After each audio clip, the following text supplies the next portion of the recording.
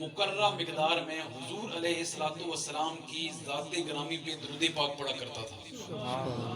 فرماتے ہیں ایک بار میں درود پڑھ کے عشاء کی نماز کے بعد سویا تو فرماتے ہیں میں سویا لیکن میری قسمت جاگی، خواب میں حضور آ گئے. مختصر سا وقت ہے، پوری توجہ میری طرف تاکہ اس تھوڑے سے وقت کے اندر ہم اللہ رب العالمین کی عطا سے مرحومہ مغفورہ کے لیے جو دعائیں مغفرت کریں گے رب العالمین اپنی بارگاہ میں قبول فرمائیں گے. حضرت ابو سعید فرماتے ہیں میں سویا قسمت جاگی، خواب میں حضور آ گئے. اب یہ حدیث مبارکہ ہے، خواب میں اگر حضور آئیں تو پھر حضور ہی ہوتے ہیں، کوئی اور نہیں ہوتا. یہ ہمارا ایمان آقا نے فرمایا من رآنی فی المنام فقد رآنی، جس نے مجھ محمد کو خواب میں دیکھا ہے نا اس نے پھر مجھے ہی دیکھا ہے، کسی اور کو نہیں دیکھا. پھر آقا فرماتے ہیں فقط یہاں تک نہیں، من رآنی فی المنام فسیرانی فی الیقظہ، اگر کسی نے مجھے خواب میں دیکھا ہے نا عنقریب مجھے جاگتے ہوئے بھی دیکھ لے گا. ابن ماجہ کی حدیث مبارکہ میں جلدی اپنی بات کو مکمل کرنے کی طرف لے کے جا رہا ہوں. حضرت ابو سعید فرماتے ہیں میں سویا قسمت جاگی، اتنی دیر میں کیا ہوا حضور علیہ السلام خواب میں آئے. آقا فرماتے ہیں ابو سعید اپنا منہ میرے پاس کر، اپنا کیا کر، منہ میرے پاس کر. فرماتے ہیں میں نے کہا یا رسول اللہ صلی اللہ علیہ وسلم آپ نبیوں کے نبی، یا رسول اللہ آپ رسولوں کے رسول، اور میں ایک عام سا بندہ، یا رسول اللہ ہمت نہیں پڑ رہی کہ منہ آپ کے قریب کروں. آقا فرماتے ہیں ابو سعید منہ قریب کر. جب ابو سعید نے منہ قریب کیا نا فرماتے ہیں حضور علیہ السلام نے میرے ہونٹوں کا بوسہ لے لیا. آپ کی توجہ ہو، فرماتے ہیں آقا نے فرمایا پتہ ابو سعید میں تیرے ہونٹوں کا بوسہ کیوں لے رہا ہوں؟ عرض کرتے ہیں یا رسول اللہ پتہ نہیں. فرمایا اس لیے کہ تو ہر روز میری ذات گرامی پہ آ کے درود پڑھتا ہے، میں اس درود کی وجہ سے تیرے منہ کا بوسہ لے رہا ہوں. اور حضرت ابو سعید فرماتے ہیں یہاں تک نہیں، فرماتے ہیں جب آقا نے بوسہ دیا نا مجھے جاگ آئی، میرا پورا گھر خوشبوؤں سے معطر تھا، اور فرماتے ہیں 8 دن تک میرے منہ سے حضور کی خوشبو نہیں کی. میرے پاس وقت ہوتا نا تو میں آپ کو بتاتا یہ خوشبو کون سی آقا کی، لیکن والدہ کا ذکر ہو رہا ہے. کتاب کا نام تذکرۃ الاولیاء، لکھنے والے علامہ فرید الدین عطار فرماتے ہیں حضرت بایزید بسطامی وہ ہستی ہے اتنا جلیل القدر مقام میں اللہ رب العالمین کی بارگاہ میں ایک قدم اٹھاتے ہیں، دوسرا قدم ابھی اٹھاتے نہیں، کہتے ہیں ابھی دنیا ختم ہوگی میرے سامنے. اتنا رب العالمین نے مقام عطا کیا. وہ بایزید بسطامی فرماتے ہیں میں نے اپنی والدہ سے کہا، کتاب کا حوالہ میں نے آپ حضرات کے سامنے پیش کیا. فرماتے ہیں میں نے اپنی والدہ سے کہا والدہ ایسے کریں آپ کے حق پڑھیں، رب العالمین کے حقوق بھی بہت زیادہ ہیں، ایسے کریں نا آپ اپنے حق مجھے معاف کر دیں، اپنے حق کیا کریں مجھے معاف کرتا کہ میں ایک طرف ہو کے نہ رب کی طرف ہو کے رب کی عبادت کر سکوں. آپ فرماتے ہیں کیا ہوا، میری والدہ نے کہا، والدہ تھی نا کہنے لگی بایزید جا میں نے اپنے سارے حق تجھے معاف کر دیے، اب قیامت کے دن تجھ سے یہ سوال نہیں ہوگا کہ تو نے اپنی والدہ کی خدمت کی ہے یا نہیں کی، جا میں نے سارے حق تجھے معاف کر دیے.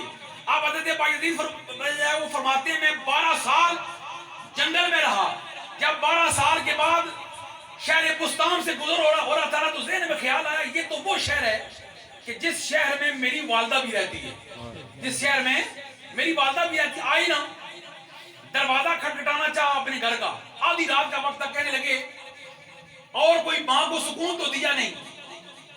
اب جب میری والدہ تہجد کی نماز کے لیے جاگوں گی تو پھر ان کو دروازہ کھٹکھٹاؤں گا بیٹھ کے ساتھ. تھوڑی دیر کے بعد کیا ہوا، جو اندر سے نالی آتی تھی نا وہاں سے پانی چلنا شروع ہو گیا. کیا ہوا، پانی چلنا شروع ہو گیا. جب پانی چلا نا دروازہ کھٹکھٹایا بایزید نے.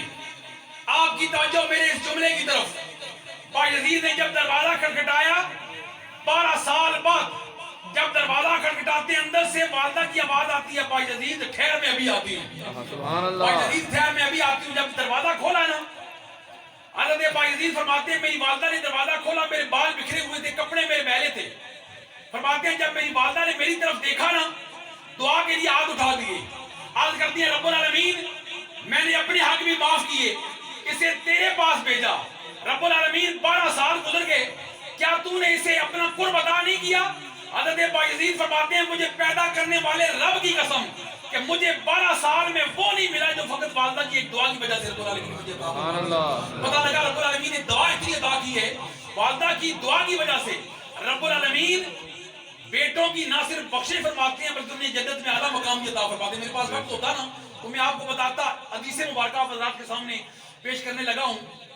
فتاوی عالمگیری یہ ایسی کتاب ہے، 500 مفتیان نے یہ کتاب لکھی ہے، 500 مفتیان کی دستخط ہے اس کتاب پہ۔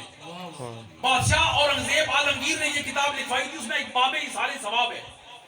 اس باب ایصال ثواب میں حدیث مبارکہ نقل کرتے فرماتے ہیں کہ رسول اللہ صلی اللہ علیہ وسلم کا دور گرامی ہے، اتنی دیر میں ایک بندہ حضور کی بارگاہ میں آیا، توجہ آپ کی، اتنی دیر میں ایک بندہ حضور کی بارگاہ میں آیا، آ کے عرض کرنے لگا یا رسول اللہ صلی اللہ علیہ وسلم میں نے ایک منت مانی تھی، اگر میرا فلاں کام ہو گیا تو یا رسول اللہ میں جنت کے دروازے پہ جا کے سجدہ کروں گا، جنت کے دروازے پہ جا کے کیا کروں گا؟ سجدہ کروں گا۔ اب یا رسول اللہ وہ میری منت پوری ہو گئی، اب ہو سکتا ہے میں مروں، رب العالمین مجھے جنت عطا کریں یا نہ کریں، ہو سکتا ہے میں جنت میں جاؤں یا نہ جاؤں۔